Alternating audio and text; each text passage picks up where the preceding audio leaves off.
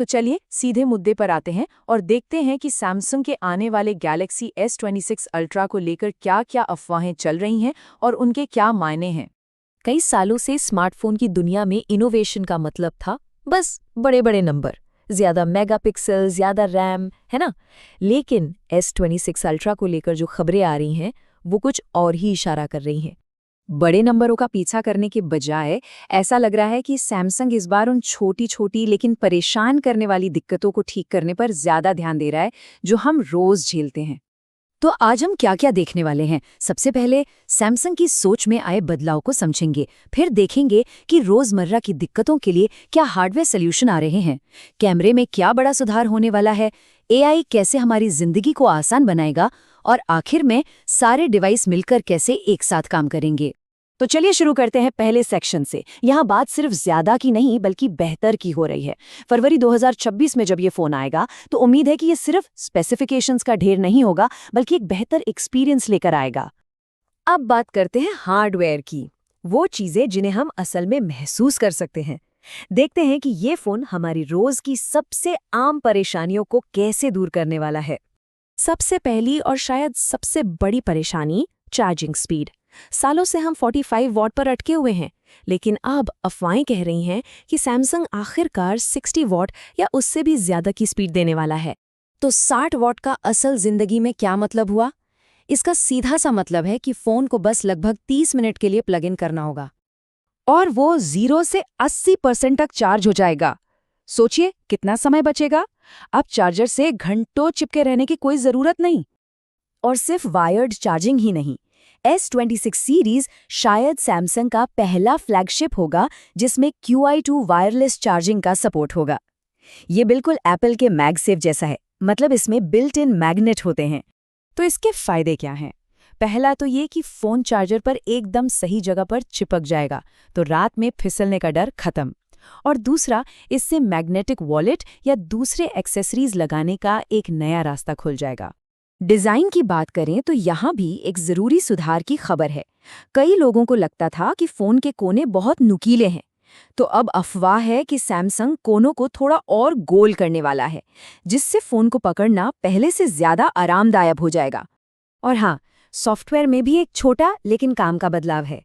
Battery settings के page को पूरी तरह से नया डिजाइन दिया जा रहा है। अब इसमें ज्यादा साफ सुथरे ग्राफ्स होंगे, चार्जिंग स्पीड का स्टेटस दिखेगा और ये भी पता चलेगा कि बैटरी की हेल्थ समय के साथ कितनी कम हो रही है। चलिए अब बात करते हैं उस चीज की जिसके लिए अल्ट्रा मॉडल सबसे ज्यादा जाना जाता है, इसका कैमरा। लेकिन इस बार कहानी थोड़ी अलग है। फोकस 200 मेगापिक्सल वाले मेन सेंसर पर नहीं बल्कि बाकी के कैमरों पर है। ये टेबल पूरी कहानी बता देती है। सालों से नजरअंदाज किए जा रहे सपोर्टिंग कैमरा को आखिरकार बड़ा अपग्रेड मिल रहा है। 3x टेलीफोटो लेंस को नया सेंसर मिलेगा जिससे पोर्ट्रेट और भी क्लियर आएंगे। 5x पेरिस्कोप लेंस का अपर्चर बड़ा होगा, मतलब रात में जूम करने पर भी तस्वीरें अच्छी आएंगी। और सबसे बड़ा बदलाव अल्ट्रा वाइड कैमरा में है, जो अब 50 मेगापिक्सल का होगा। इससे मैक्रो फोटोग्राफी का लेवल ही अलग हो जाएगा। हार्डवेयर तो ठीक है, लेकिन अब बात करते हैं इस फोन के दिमाग की, यानी एआई की। और ऐसा लग रहा है कि सैमसंग का गैलेक्सी एआई अब सिर्फ एक फैंसी फीचर नहीं रहेगा, बल्कि रोजमर्रा के काम में आने वाला एक प्रैक्टिकल टूल बन जाएगा। और इस एआई को पावर देगा एकदम नया स्नैपड्रैगन 8 एलाइट Gen 5 प्रोसेसर। सबसे खास बात यह है कि इसकी एनपीयू परफॉर्मेंस में जबरदस्त उछाल होगा। इसका मतलब है कि ज्यादातर एआई वाले काम फोन पर ही हो जाएंगे बिना इंटरनेट की जरूरत के। जैसे कि ये कंटिन्यूअस फोटो असिस्ट फीचर। सोचिए, अभी फोटो एडिट करते समय हर बदलाव के बाद सेव करना पड़ता है, लेकिन इसके साथ एक ही बार में कई एआई एडिट्स किए जा सकेंगे, जैसे किसी चीज को हटाना, बैकग्राउंड को फैलाना, लाइटिंग बदलना और आखिर में बस एक बार सेव करना होगा। कितना आसान हो जाएगा। एक और कमाल का एआई फीचर है प्राइवेसी प्रोटेक्शन। कई बार हम गलती से ऐसी फोटो शेयर कर देते हैं जिसमें हमारा क्रेडिट कार्ड नंबर या पता दिख रहा होता है। ये फीचर एआई की मदद से ऐसी सेंसिटिव जानकारी को खुद पहचान लेगा और शेयर करने से पहले उसे ब्लर करने का ऑप्शन देगा। वाकई ये एक बहुत जरूरी फीचर है। एआई के अलावा सॉफ्टवेयर अपडेट्स इस बात पर भी फोकस कर रहे हैं कि सैमसंग के सारे डिवाइस एक दूसरे के साथ मिलकर और स्मार्ट तरीके से कैसे काम करें। एक नया फीचर है स्टोरेज शेयर। इसे ऐसे समझिए कि ये आपके फोन को आपके टैबलेट से स्टोरेज उधार लेने की ताकत देता है। मतलब अगर फोन का स्टोरेज फुल हो गया है तो बस एक क्लिक में फाइलें लोकल नेटवर्क के जरिए टैबलेट में चली जाएंगी। क्लाउड सब्सक्रिप्शन का झंझट ही खत्म। और एक और छोटा सा लेकिन बढ़िया फीचर है ऑडियो ब्रॉडकास्ट, जिसे ऑराकास्ट भी कहते हैं। इसे एक नया आसान इंटरफेस मिल रहा है। इससे जैसे अगर कोई ट्रेन में दोस्तों के साथ बैठा है तो अपने फोन का ऑडियो एक साथ कई हेडफोन में शेयर कर सकेगा और इसके कंट्रोल सीधे वॉल्यूम पैनल में ही मिल जाएंगे।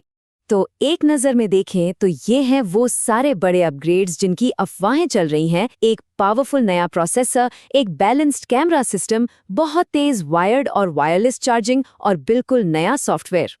तो हम वापस अपने पहले सवाल पर आते हैं। क्या अब इनोवेशन का मतलब सिर्फ बड़े बड़े स्पेसिफिकेशंस नहीं, बल्कि सोच समझकर किए गए छोटे छोटे सुधार हैं? शायद अगली बड़ी टेक्नोलॉजिकल छलांग कोई एक बड़ा जादुई फीचर नहीं होगा, बल्कि वो सैकड़ों छोटे छोटे लेकिन मतलब भरे सुधार होंगे जो हमारे फोन इस्तेमाल करने के तरीके को सच में बेहतर बनाएंगे।